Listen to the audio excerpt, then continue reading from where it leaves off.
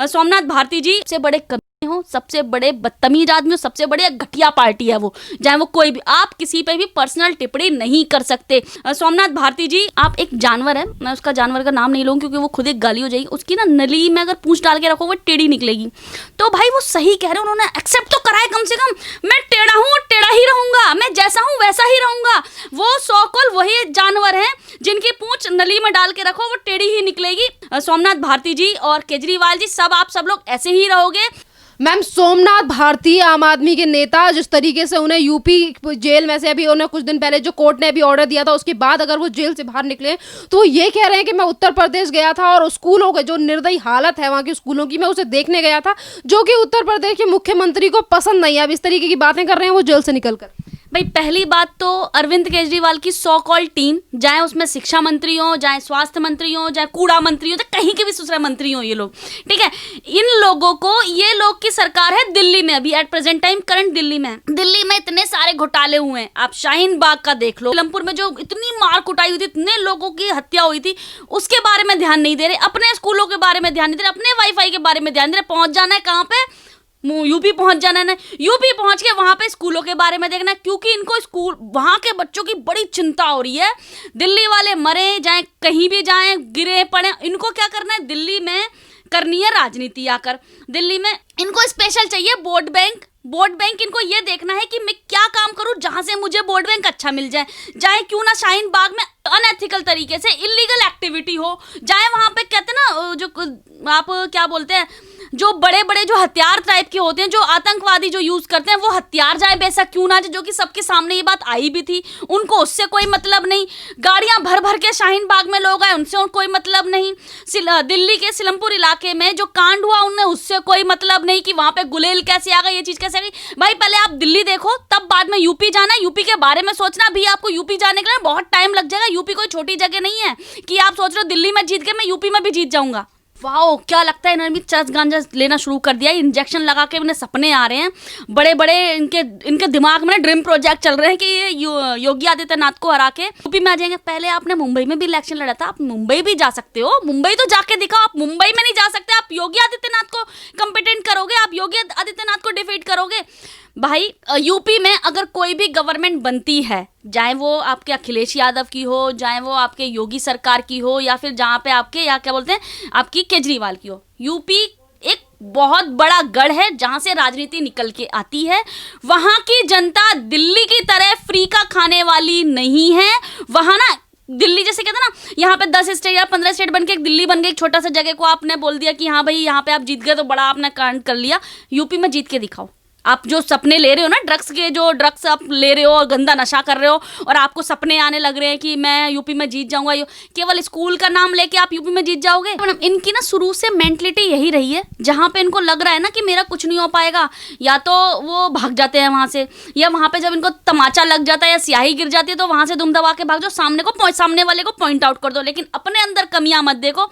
मैं तो सोमनाथ भारती से ये बोल रही हूँ कि भाई आप दिल्ली, मुंबई, कलकत्ता, बंदरा, व्हाटएवर जितनी भी स्टेट है उसको बाद में देखो। सबसे पहले आप अपना घर देखो, आपकी बीवी को कहीं रेबीज तो नहीं हो गया, आपने उनको कुत्तों से कटवाया था, आप उनको जाके दवाई करवाओ। और सारे मीडिया वालों से यही गुहार लगाती हूँ, आप उनके घर पे जाके उनके वाइफ का एक बार बाइट लेके आओ, बेचारी को कहीं कीटाणु ना घुस गए हो उसके अंदर, कुत्ते वाले, ठीक है। वो आदमी सत्ता मर आकर इतना नशा हो गया उस आदमी को सत्ता का, वो कुछ भी बोल देगा। किसी भी गवर्नमेंट के ऊपर आकर, किसी भी पुलिस के आके आप कोई भी टिप्पणी कर दोगे। आप एटलीस्ट कहते ना, हम सामने वाले को तब बोलते हैं जब हम खुद साफ हो। जिसके घर शीशे के होते हैं ना, वो कभी पत्थर नहीं फेंकते। भाई साहब लोग, आप केजरीवाल वालों के सबके घर शीशे के हैं, क्योंकि आप जब केजरीवाल दिल्ली में आया था, बड़ा बोला था कि भाई पढ़ा लिखा आदमी है, ये करेगा, वो करेगा, ऐसा करेगा, वैसा करेगा। सबसे बड़ा करप्ट आदमी यही है।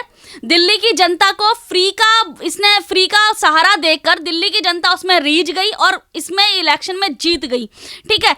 इसका हमेशा से स्टार्टिंग यही रहती है। अभी देखो यूपी वालों को भी कुछ ना कुछ फ्री में बंटता है। आपको क्या पता राशन बढ़ जाए, आपको लैपटॉप भी बढ़ सकते हैं, जैसे अखिलेश यादव के टाइम पे बटे थे, साइकिल वालों के टाइम पे, तो आपको शायद लैपटॉप, अब शायद चार्जर भी बढ़ सकते हैं। लेकिन वहां की जनता ले लेगी, लेकिन तब भी वोट नहीं देगी।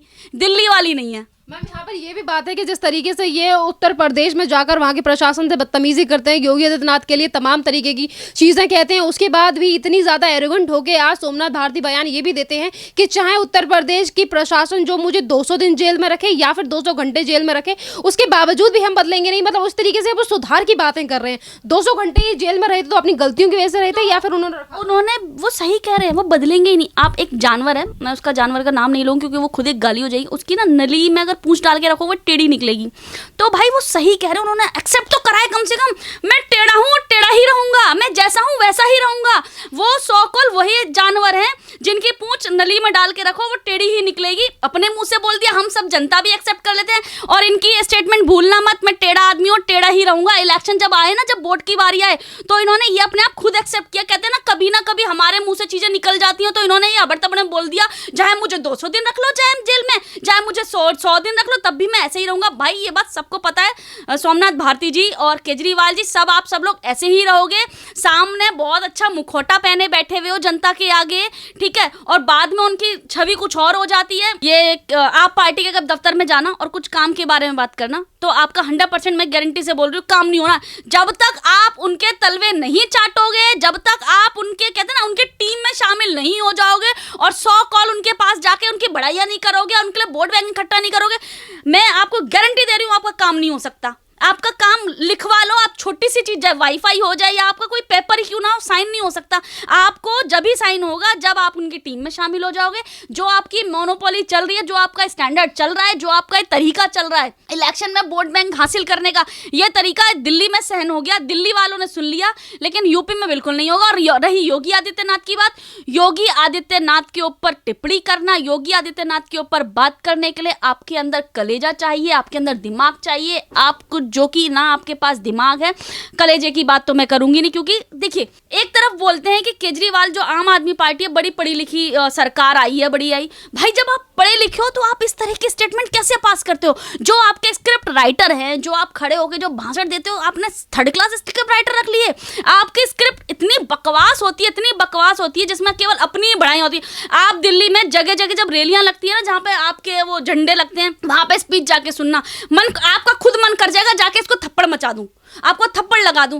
तो सोचो इनकी स्पीच में इस तरह की हरकतें होती है, इस तरह का इनका कहते हैं ना लोगों के सेंटिमेंटल के साथ खेल रहे हैं। अगर ये लोग दिल्ली के अगर सीलमपुर इलाके में जाएंगे तो वहां की जनता, ये दिमाग पे अटैक करते हैं, ये केजरीवाल वाली पार्टी दिमाग पे अटैक करके वहां के पास जाएगी तो वहां की स्टेटमेंट उस तरह से पास करेगी जो कि लोगों की सिंपैथी गेन कर ले। अगर कहते हैं ना एक अगर अंबेडकर कॉलोनी में जाएगी तो वहां की चीजों का वहां का फ्री में बात करने लगेगी कि वहां की जनता को क्या चीज चाहिए उस तरह की। तो भाई ये आपका जो एक स्टैंडर्ड बन गया है चीजों करने का, या जो आपका एक पोर्टफोलियो बन गया है कि मैं इस तरह से काम करूंगी, वो यूपी में नहीं चलेगा। यूपी ऑलरेडी अपने आप में बहुत बड़ी स्टेट है और यूपी एक ऐसी स्टेट है जहां से राजनीति का जन्म हुआ है।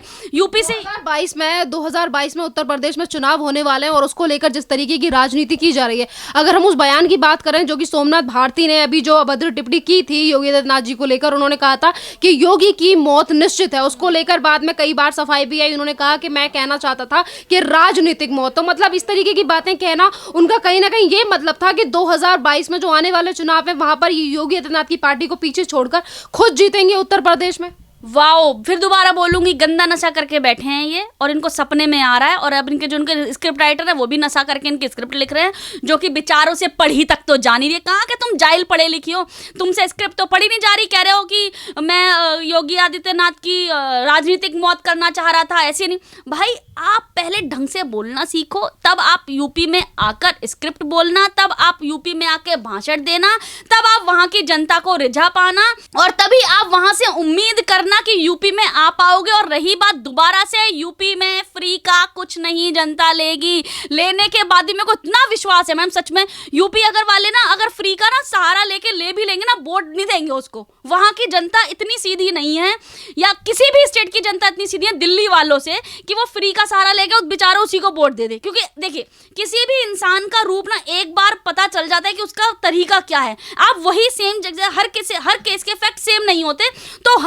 अगर आप किसी भी स्टेट में जाओगे इलेक्शन लड़ने, तो आप सेम फैक्ट पे और सेम प्रोसेस पे इलेक्शन नहीं जीत सकते। मैम, जिस तरीके की सोमनाथ भारती की हिस्ट्री रही है, या फिर जिस तरीके की हरकत इन्होंने महिलाओं को लेकर या फिर महिलाओं को लेकर इन्होंने टिप्पणी की है, तो इन सारी चीज़ों को आज जो इन्होंने स्टेटमेंट दी है, आज जो ये जेल से बाहर निकले हैं, तो इन सारी चीज़ों को मद्देनजर रख के देश की जनता की तरफ से एक सवाल उठ रहा है और लोग ये जानना चाहते हैं कि जो व्यक्ति ना ही तो देश की जनता की, क्योंकि इन्होंने हॉस्पिटल को लेकर भी एक ऐसी टिप्पणी की थी जिसमें औरतों को इन्होंने गाली दी, अपनी बीवी के साथ इस तरीके की हरकतें की कि उन्हें कुत्तों से कटवा दिया, और जर्नलिस्टों के साथ भी इस तरीके से बदतमीजी करते हैं, पुलिस प्रशासन के साथ ही बदतमीजी करते हुए नजर आते हैं। तो आम आदमी पार्टी के नेताओं की एक एक करके जो चेहरे लोगों के सामने आ रहे हैं, उसको लेकर जनता की तरफ से सवाल ये उठ रहा है कि आखिरकार ये क्या दे पाएंगे उत्तर प्रदेश की पुलिस को अगर इनका रवैया इस तरीके से है। देखिए भाई, कहते जब तक हम अगर किसी भी देश का या किसी भी स्टेट का या अपने ही घर का मुखिया, छोटे लेवल से लगा लो, जब तक वो बंदा अपने घर को ही नहीं संभाल पाता, वो राज्य की भागदौड़ तो कैसे संभालेगा। जो अपनी बीबी की रिस्पेक्ट नहीं कर पाया,